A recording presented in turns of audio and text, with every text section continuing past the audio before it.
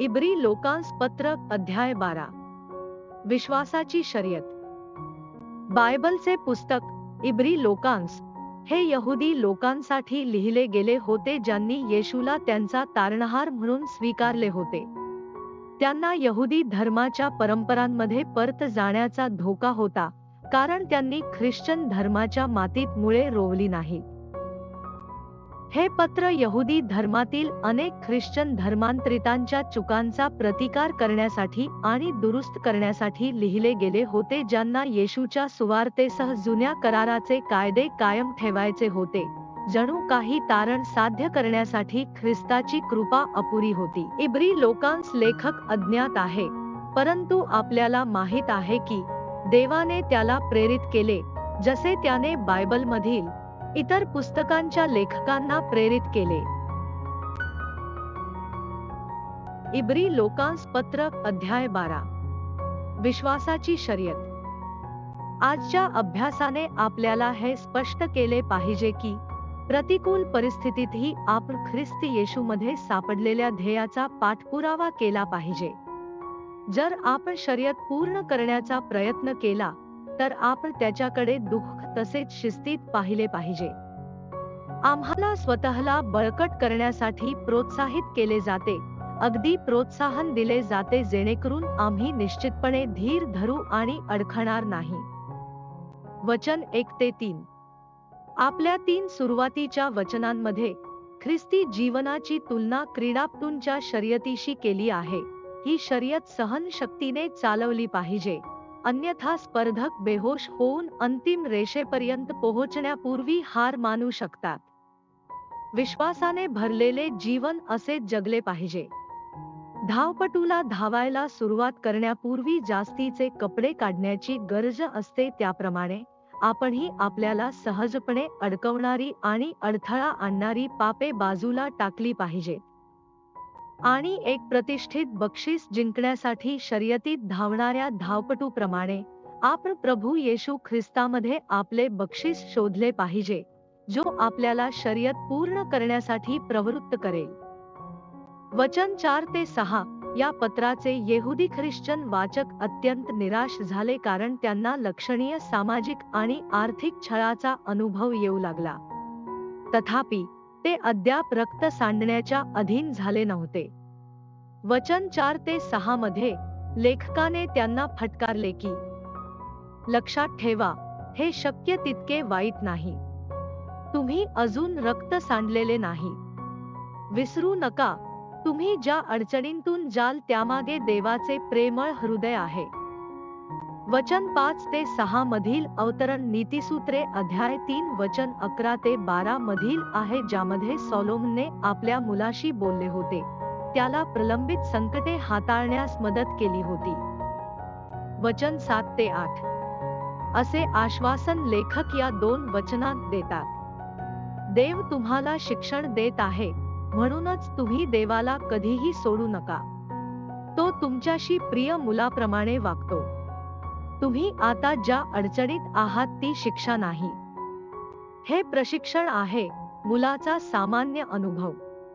केवळ बेजबाबदार पालकच आपल्या मुलांना स्वतःचा सांभाळ करण्यासाठी सोडतात. जेव्हा आपण पाहतो की देव आपल्याला दुःखातून शिस्त लावतो, तेव्हा आपण त्याचे आभार मानले पाहिजे.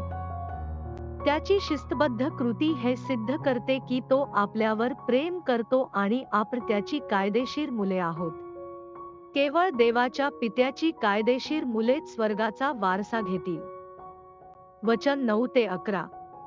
आम्ही लहान असताना आमच्या पृथ्वीवरील वडिलांनी आम्हाला शिस्त लावली, त्यांच्याकडून चुका झाल्या असल्या तरीही आम्ही त्यांच्या प्रामाणिक प्रयत्नांबद्दल त्यांचा आदर केला, जे स्पष्टपणे आमच्या कल्याणासाठी होते. आपण आपल्या देवाच्या शिस्तीचे आणखी किती पालन केले पाहिजे, कारण तो सर्वात शहाणपणाने वागतो, कधीही चुकत नाही आणि आपल्याला त्याच्या परिपूर्ण चारित्र्यामध्ये सामायिक होण्याची आणि त्याचे पालन करण्याची संधी प्रदान करण्याचा सर्वतोपरी प्रयत्न करतो. वचन 12 ते 13. आमच्या दुःखावर लक्ष केंद्रित करताना चांगल्या हेतूने दिलेला सल्ला नाकारण्याची आमची प्रवृत्ती लेखकाला चांगली समजली आहे. असे केल्याने आपल्याला एक प्रकारचा विकृत आनंद मिळतो.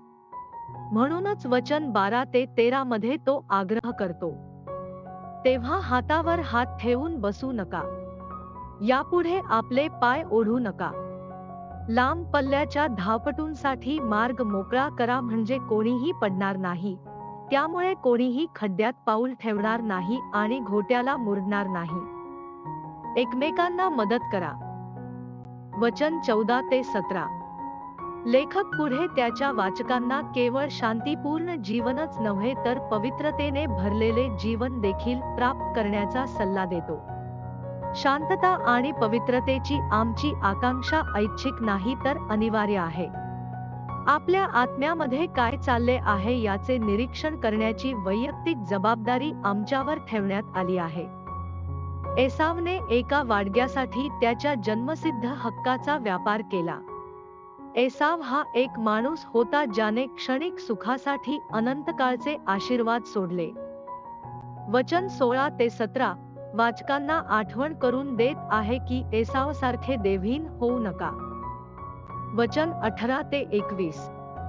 अंधार, दुःख व वादळ यांनी भरलेला एक पवित्र पर्वत समाविष्ट होता ज्यावर मनुष्य किंवा प्राणी दोघांनाही उभे राहण्याची किंवा स्पर्श करण्याची परवानगी नव्हती.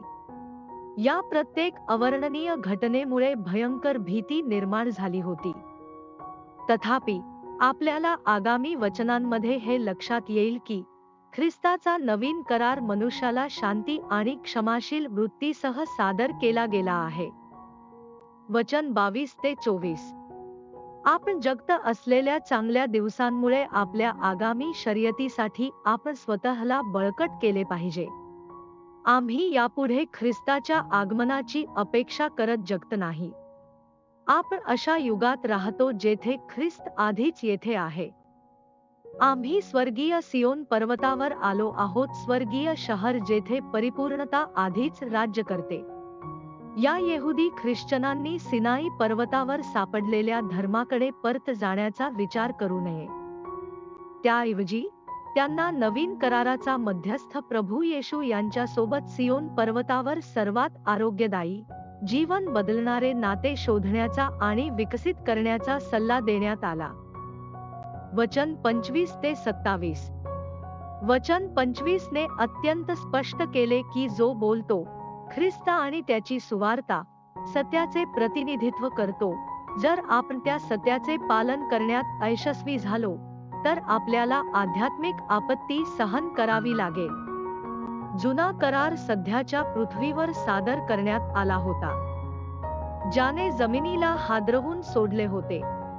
त्याची जागा नवीन कराराने घेण्यात आली, जी स्वर्गात आणि नवीन पृथ्वीवर सादर केली जाते. वचन 28 ते 29. आपल्याला मिळालेले राज्य कधीही डळमळीत होऊ शकत नाही. म्हणून देवाची अत्यंत श्रद्धेने उपासना करून आपली कृतज्ञता प्रदर्शित करूया.